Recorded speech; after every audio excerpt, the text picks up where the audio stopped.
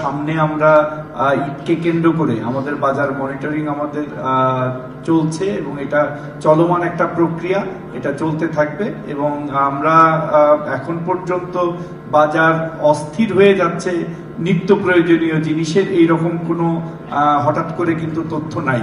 So বাজারে বাজেটের সাথে অনেক জিনিসের দাম বাড়ে এবং কমে, সেটা ঠিক আছে, যেটার দাম হয়তো ট্যাক্সের অ্যাডজাস্টমেন্ট হয়েছে, বাড়বে বা কমবে, কিন্তু স্পেসিফিক্যালি নিত্য প্রয়োজনীয় জিনিসের কোনো দাম বাড়ার মতো এই বাজেটে কিন্তু ঘোষণা নাই। উল্টা কমানোর জন্য আমি আপনাদেরকে প্রথমেই বলেছি যে বিদ্যমান যে উৎসে নিত্য প্রয়োজনীয় জিনিসের 2% হারে কর, সেটা কমিয়ে 1% করা হয়েছে। দুধের ব্যাপারে গুঁড়ো দুধের আমদানিতে যেটা বাচ্চাদের বেবি ফুড, সেটাই যৌক্তিক পর্যায়ে কমিয়ে আনা হয়েছে।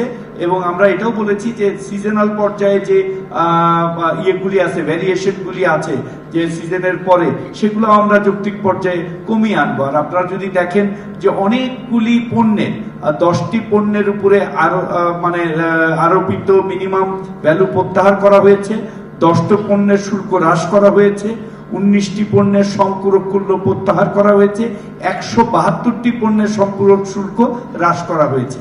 এটা কিন্তু পর্যায়ক্রমে এই শুল্কগুলি হ্রাস করা হচ্ছে এবং অন্যান্য শুল্কও যেগুলো আছে সেগুলো এনবিআর যথাযথ সময়ে যৌক্তিক পর্যায়ে নিয়ে আসবে, যাতে আমরা এই যে আমাদের ফুড ইনফ্লেশন, আমাদের বাজেটেও বলা হয়েছে, আমরাও বারবার বলতেছি, ফুড ইনফ্লেশনটা তুলনামূলকভাবে বেশি।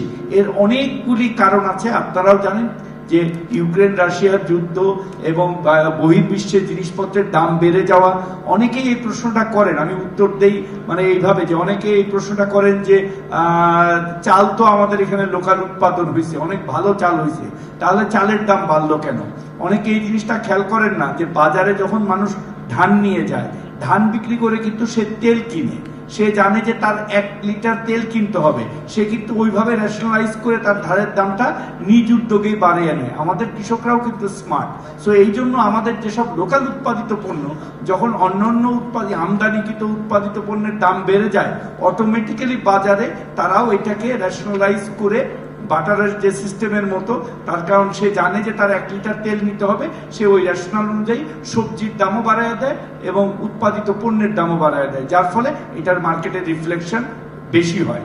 এই জন্য আমরা চেষ্টা করছি যে বাড়াইতে বাধ্য হয়। তো এই জন্য আমরা চেষ্টা করছি যে এগুলো যেন আরো কমিয়ে আনা যায়, আরো অনেকগুলো উদ্যোগ নেওয়া হবে। সব কিন্তু বাজেটে রিফ্লেক্ট হয় না, বিকজ বাজেটে যেটা হয় ট্যাক্স দেওয়া হয়, পরেও কিন্তু এর আগেও আপনারা দেখেছেন যে রমজানের আগে আমরা কিন্তু ট্যাক্স কমিয়ে দিয়েছি হাই ট্যাক্স থেকে। সো হাই ট্যাক্স থেকে লো ট্যাক্স করা যায়, লো ট্যাক্স থেকে কিন্তু budget during the period high tax করা যায় না, যার ফলে যে ট্যাক্সটা আছে প্রয়োজনে আমরা লিন সিজনে বা যে সিজনগুলোতে আমাদের নিত্য প্রয়োজনীয় জিনিসের অ্যাভেলেবিলিটি থাকবে না, তখন কিন্তু আমরা এটা নোটিফিকেশন জারির মাধ্যমে কমিয়ে আনতে পারবো।